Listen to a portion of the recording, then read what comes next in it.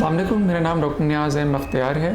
मैं consultant gastroenterologist, hepatologist and GI endoscopist. मैं शाम को from 6 to 8 PM smart medical diagnostic centre में बैठता हूँ। आज मैं आपको इस मुख्तसर वीडियो में एंडोस्कोपी, कोलोनोस्कोपी और ERCP से रिलेटेड बताना चाहूँगा।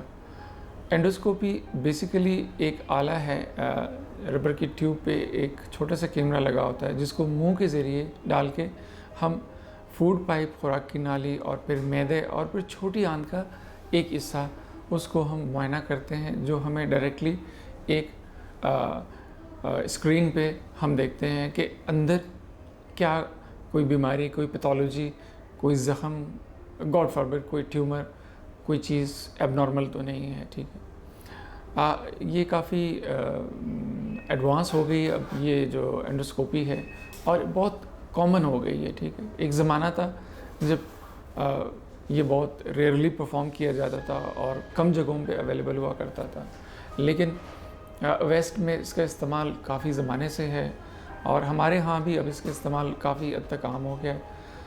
इसका इस्तेमाल काफ़ी मुफीद है। हम जिस शोबे से रिलेटेड हैं, जो बीमारियां हैं जहां एंडोस्कोपी की ज़रूरत होती है, और जब हम ये करते हैं हमारी मालूमात बहुत ज़्यादा होती है उस एंडोस्कोपी करने से, और फिर उसको ट्रीट करना किसी बीमारी को वो बड़ा आसान हो जाता है।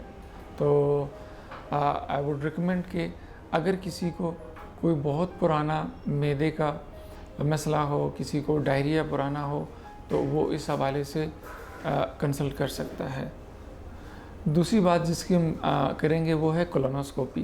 कोलोनोस्कोपी भी एक रबर ट्यूब है जिस पे एक छोटा सा कैमरा लगा होता है, और वो हम रेक्टम के थ्रू बड़ी आंत का मुआयना करते हैं। बड़ी आंत मेनली उसमें जो बीमारियां हो सकती हैं, उसमें जो बड़ी आंत में ज़ख़म होते हैं, ठीक है, जिसको अल्सरेटिव कोलाइटिस कहते हैं, क्रोन्स डिजीज़ कहते हैं। ठीक है, बाज़ इन्फेक्शंस होते हैं, बाज़ औक़ात गॉड फॉरबिड कोई ट्यूमर होता है, कोई बिनाइन ट्यूमर होते हैं, कोई मैलिग्नेंट ट्यूमर होते हैं। उनका पता हमें कोलोनोस्कोपी से पता चलता है कोलोनोस्कोपी करके।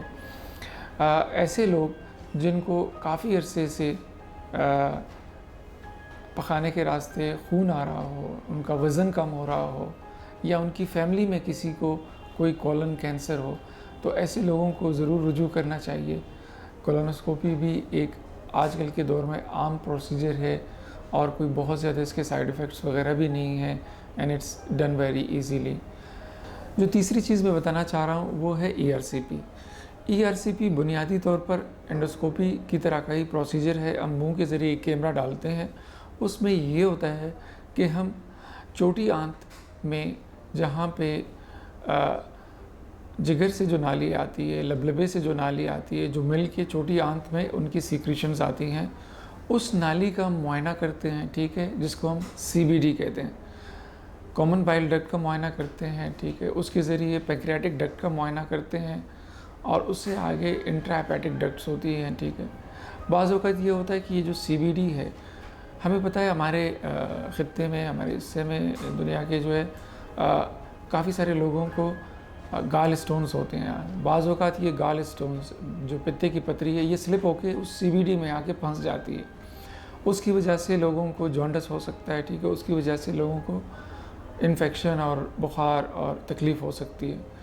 तो ERCP के ज़रिए उस स्टोन को काफ़ी आसानी से निकाला जा सकता है। ठीक है, पहले ज़माने में इसके लिए सर्जरीज़ होती थी जो कि बहुत मुश्किल थी।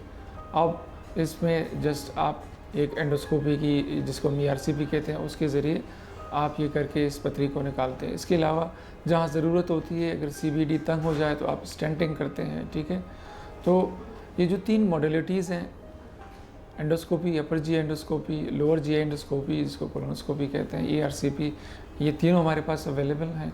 किसी को इससे रिलेटेड कोई तकलीफ़ हो तो वो बआसानी यहाँ पे कंसल्ट कर सकता है। जो इक्विपमेंट्स हैं और जो हाइजेनिक प्रोटोकॉल्स हैं, उन सब का बड़ा अच्छा ख्याल रखा गया है। सो आई वुड रिकमेंड कि if you have any such problem, you do and you must consult. Thank you so much.